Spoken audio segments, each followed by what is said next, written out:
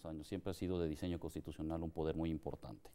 El tema es la representación de los ciudadanos a través de dos cámaras, en donde el Senado de la República tiene que, en teoría, representar a las entidades federativas, la Cámara de Diputados directamente a los ciudadanos, en donde tiene facultades exclusivas el Senado de la República en temas de materia internacional, por ejemplo, la ratificación de varios funcionarios, porque es en donde se hacen los equilibrios de la relación entre el Ejecutivo y el Legislativo. En la Cámara de Diputados se tiene una manera fundamental, que es los impuestos y el presupuesto, con una facultad exclusiva, y en otra con una facultad que inicia. La reflexión del Congreso mexicano es cómo debemos de evolucionar a los acuerdos. La gente lo que quiere es partir que en materia de justicia, por ejemplo, se resuelvan los problemas de justicia y de ahí partir a la base de la estructura del Poder Judicial, primero federal y local, cuál debería ser la mejor forma de llegar a mejores espacios y estadios en tema de justicia. En la materia legislativa, no solo ver el tema solo de cómo armamos las leyes, cómo se diseñan las leyes y cómo se llegan a los acuerdos, sino las facultades fundamentales de fiscalización y de valoración de las políticas públicas y del gasto que hace el Ejecutivo. Es muy importante estos equilibrios. Y cuando tú estás decidiendo por el Ejecutivo, en donde tiene una sola plataforma, por el caso del PRI, el PAN o el PRD, tienes una sola plataforma electoral, en donde tú le estás poniendo una oferta al público y en donde se va a asignar con el contrato social, con el voto, en donde le estás proponiendo una política pública y un sistema de planeación que a mediano y largo plazo se va a dar durante ese sexenio, y lo acompañan diputados y senadores a ese candidato a la presidencia de la República, de ejecutar esa visión, lo que se debería de proponer es el análisis de las propuestas concretas de los partidos y lo que viene, más allá de lo que ya todo el mundo sabemos, la reforma fiscal, la reforma laboral, la reforma energética. Tenemos muchos más elementos de forma de construcción.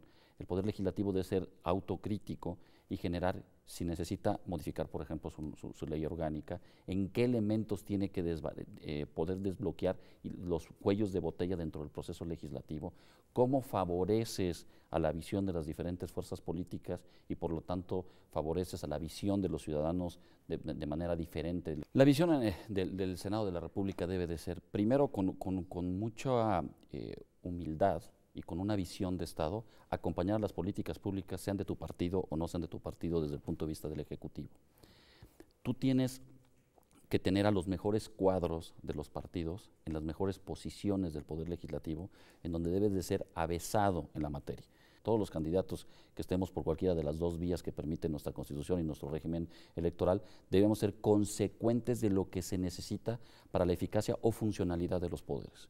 El elemento no es tanto la mayoría, sin duda con mayoría puedes acompañar mejor a un presidente de la República, pero aun y cuando tengas la mayoría, debes de buscar los acuerdos, tienes que convencer. Las visiones de país y la visión de lo que queremos desarrollar, debería estar la discusión en lo programático. Análisis de los problemas de México todos tenemos.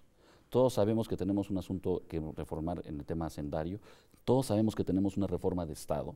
¿Cuál debería de ser la mejor forma de un poder ejecutivo, de un legislativo y de un judicial? Sin duda. ¿Qué deberías de hacer con los órganos técnicos que están todavía en el Ejecutivo?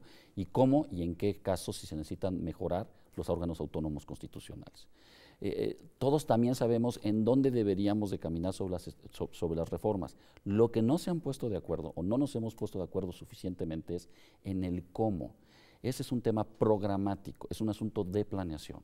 Por ejemplo, el sistema de planeación constitucional está satisfecho, no hay que hacerle nada, si es de 6 años, si es solo la aprobación del Ejecutivo, si solo le debes de poner opinión al Congreso, o deberías de hacer esta figura de democracia directa mucho más retroalimentada de parte de la sociedad y de los poderes. ¿Cómo vinculamos el tema de presupuesto, el bueno de cuenta pública, el tema de contratación, el tema de responsabilidad de servidores públicos, en donde la funcionalidad de la fiscalización del Poder Ejecutivo, del Legislativo, perdón, lleve a un cambio de cómo debes de manejar el gasto? Te pongo el caso francés. En el Parlamento francés, de cada 4 sesiones del Congreso, una se dedica de tiempo completo a revisar política pública y gasto. Punto. Nosotros tendríamos que ser muy críticos qué necesita el Poder Legislativo para cambiar. No solo es un asunto de número, no solo es un asunto de bajar pluris o desaparecer pluris, bajar número, sino de operación, con una crítica de en dónde están los cuellos de botella, qué pasa con las comisiones. Te pongo otro ejemplo con España. España dice, yo te dejo a ti comisiones dictaminar, no necesito el Pleno. Salvo las que te marca la ley como reformas constitucionales, hacendarias, etcétera, y las que el Pleno reclame atraer por su importancia. La agilidad es bárbara. Estás hablando de gentes, de comisiones de 15 o 30 gentes, en donde se ponen de acuerdo en temas importantes para su país y se pueda transitar. Podríamos estar haciendo una reflexión para el Poder Legislativo, deberíamos de hacer el tipo colombiano, francés, de que tenemos la acción de inconstitucionalidad en vez de ex post, como lo tenemos ahora, de el 33% de unos legisladores pueden ir al árbitro constitucional a decir si es inconstitucional, es someter a las mayorías parlamentarias, a las minorías con respecto a la Constitución, o hacemos la consulta previa. Preguntamos si la ley que voy a publicar antes de que salga a publicar 30 días y ya aprobé, es o no constitucional, da eficacia, da crecimiento, da un rumbo muy específico y te puede decir hasta la Corte, si así sería la modificación, en qué no concuerda con la Constitución y da las directrices para que ese Poder Legislativo se ponga de acuerdo. De este tipo de instrumentos novedosos debe de ser la discusión en el Congreso. Lo que debemos de hacer es generar una estructura que promueva los acuerdos, pero los acuerdos que tengan sustancia con visión de país y visión de Estado y de integralidad. Y eso se ayuda en los procedimientos. Y dos, figuras de acompañamiento con el Poder Ejecutivo, cómo podrías llamar al Poder Ejecutivo y viceversa. Antes del programa hacía una reflexión que cuando tú estás en el legislativo, te acompaña el ejecutivo y negocia muchísimo de tu tema cuando se conforma la ley. Pero cuando les preguntas cómo se haría o cómo hacen la visión de un reglamento, dice, esa es solo mi facultad.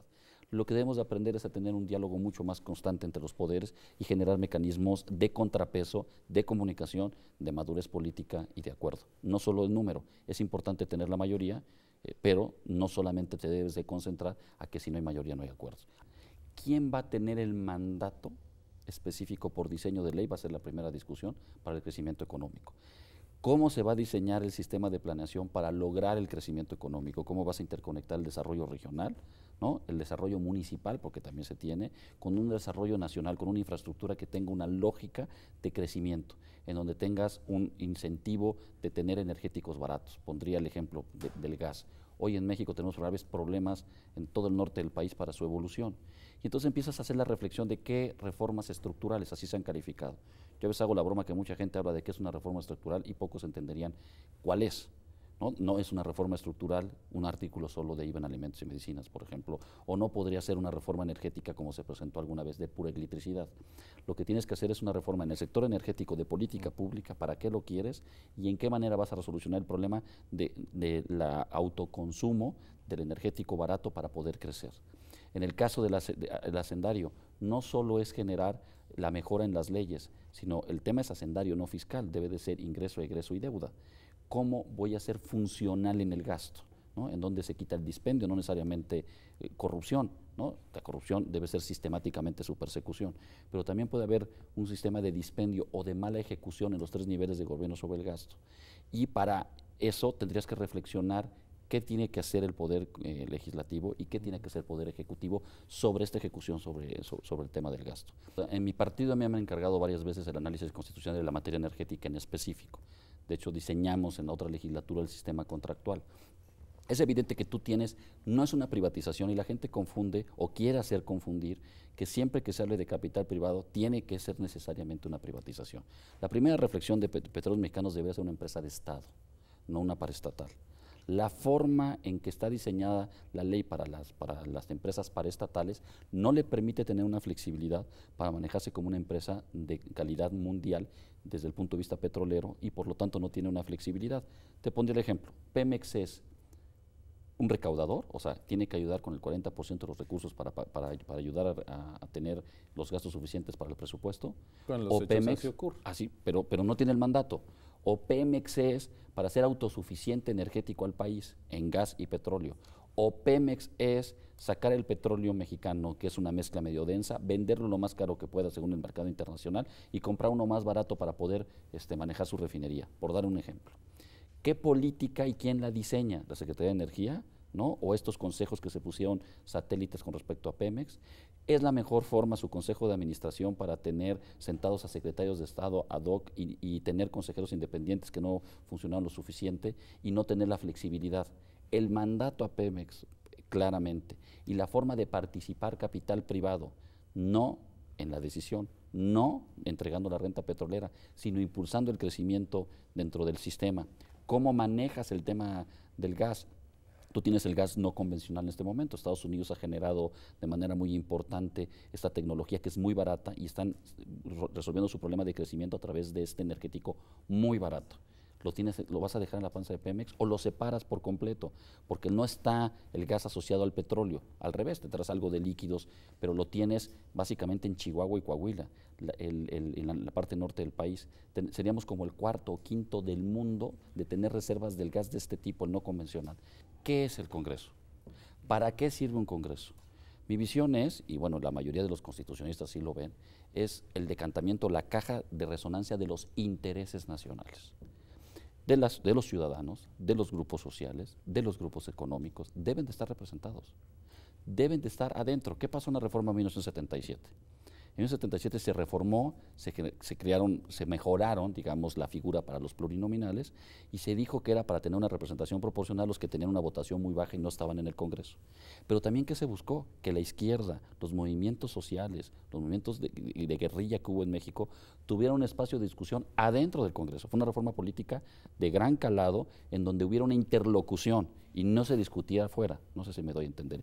Y se logró, lo dicen la mayoría de los académicos, se logró el fenómeno, porque entonces hubo una interlocución y se pacificó los movimientos guerrilleros o sociales que se daban en los 70s.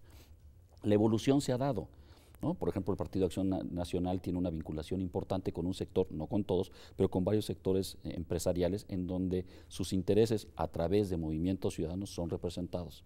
Entonces, a mí lo que me preocuparía es que al revés, que no hubiera representación en los medios y que no se supiera. No es un problema, el interés es un sustantivo, no un adjetivo calificativo negativo.